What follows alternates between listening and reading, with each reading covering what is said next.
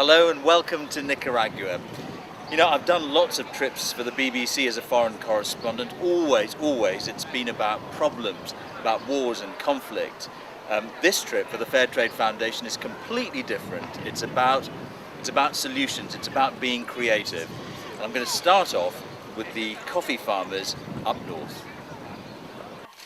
Teofilo is president of the Luis Alberto Vasquez Co-op.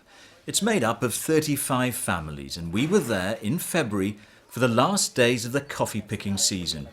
Now, each picker's load is measured in what's called a lata. This is it here. Okay, so this is the start of the process, and guys like Mario and all the people in this cooperative get together, they pick the coffee, they grow the coffee, pick the coffee, it comes here. This is the first part of the journey from a coffee bean to a cappuccino.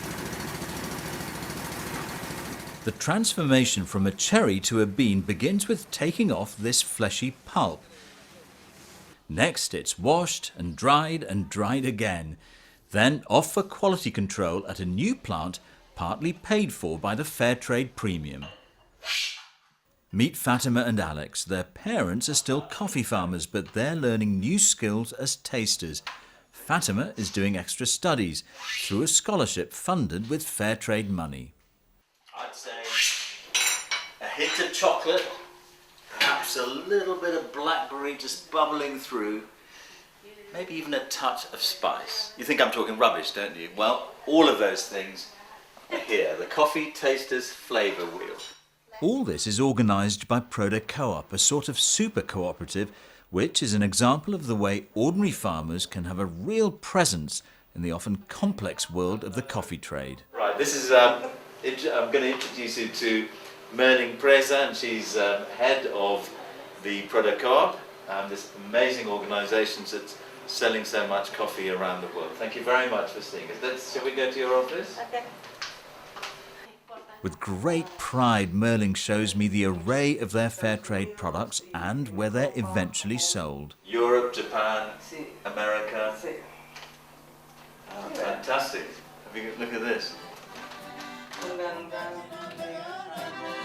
This is the story of coffee, the second most traded commodity in the world.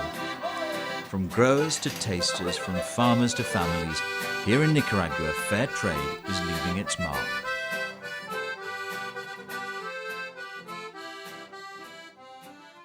Well, that was the end of a really long and educative day. Two things stand out for me. One, I just got looking at my notes, Merlin Preza saying, behind every cup of coffee there is a family. Well, you couldn't say any better than that. And the other thing is Fatima and Alex in the cupping lab talking about their aspirations and ambition. You know, you wonder whether they'd be thinking about the future like that were it not for fair trade and the certainty that fair trade gives them. Tomorrow, another product, another day. Sesame.